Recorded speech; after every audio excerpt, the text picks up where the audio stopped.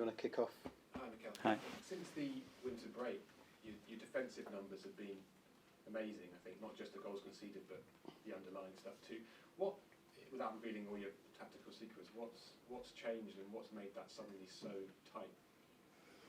Well, first of all, is the approach of the players is up to them. That 11 players are taking ownership and they are responsible for everything that happens on that field. And then their attitude, their love, and install that love for defending. You have to love it. If you don't love it, it's because the manager is shouting and pushing at you. And when you put something into their system and they enjoy doing that and they take pride of that and they celebrate that defensive action, and they do, an assist or a goal, you can take that to a different level. And I think that's spreading amongst the team, and that's contagious. Like the attacking part is contagious. I think that is contagious as well, and it's something that, in my opinion, is really important in the team. And how much, we know how you want the whole team to press and to be aggressive. How much does it require all 11 players, like the way Martin presses, for example, high up front? How much does it need everyone to be doing it for it to work the way it has been? Yeah, everybody has to be connected because every space, the timing of it as well, the approach, the distances that you have between players to reach certain intentions of the opponent and structures. It's a lot of things, but they know it now. I think it flows. They do it in a natural way, and it is efficient, and we have to continue to do that.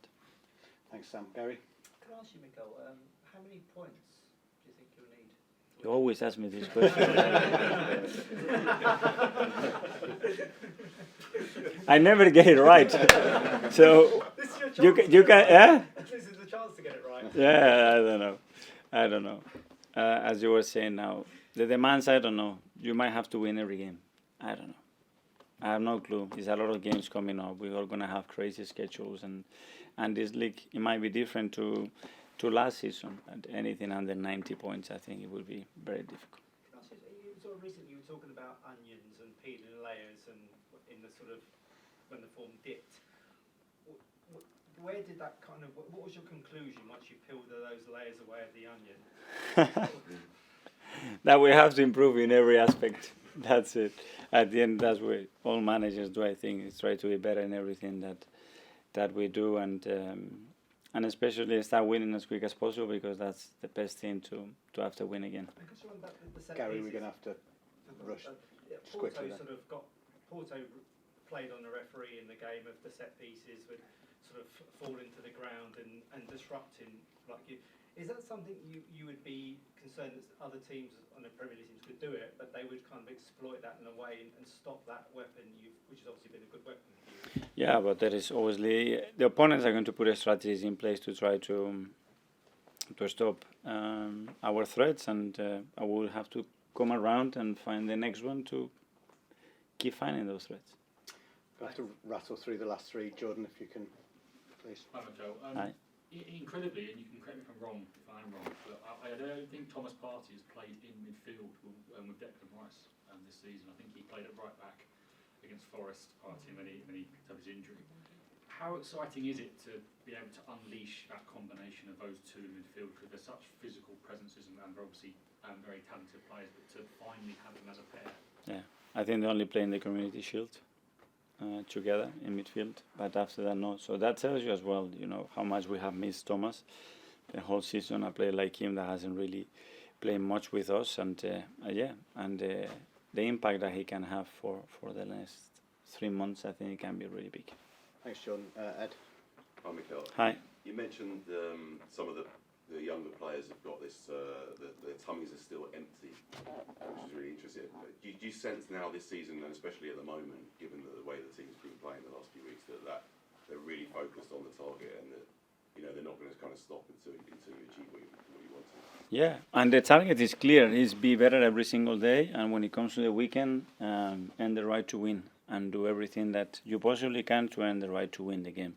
And this is the focus. And the way I see them train every day, it gives me more reasons to believe that that we will have a good chance, because they really want it. Thanks, Ed. We'll just go to Neil and then Simon for the last one.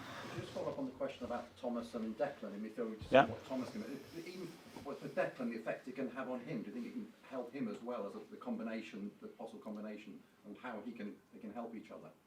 for sure. And I would have to see, you know, that chemistry on the pitch and those qualities and the things that we have to tweak around them to make sure that they play in their strength and they make each other better. But I think that would be a very powerful midfield.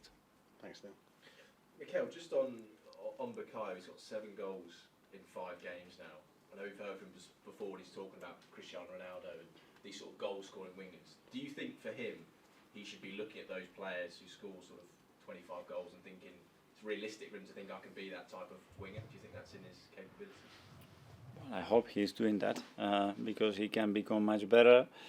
I think he can get in better position still. His finishing, especially with certain surfaces, has to improve. And his timing as well, so he can do better. And just on having these players back, obviously you're going to have so many options. As a coach, is it something you're now relishing, having these selection headaches, trying to think, how do I get Thomas in the team, how do I get Alex in the team? Is that what you're looking forward to in this run? Yes, but having that option as well, and first of all putting always the intention to say, okay, what is the best way to hurt this opponent and what is the best lineup to give us the best chance to win the game, and that has to start. And then, yeah, there's always the difficulty of putting one player on the bench or of starting another. But I think we're going to have a lot of time and minutes for a lot of players in the next 3 months. Thank you very much. Yeah, thank you. Cheers. Thank you. Thank you. Thank you. Thank you. Thanks.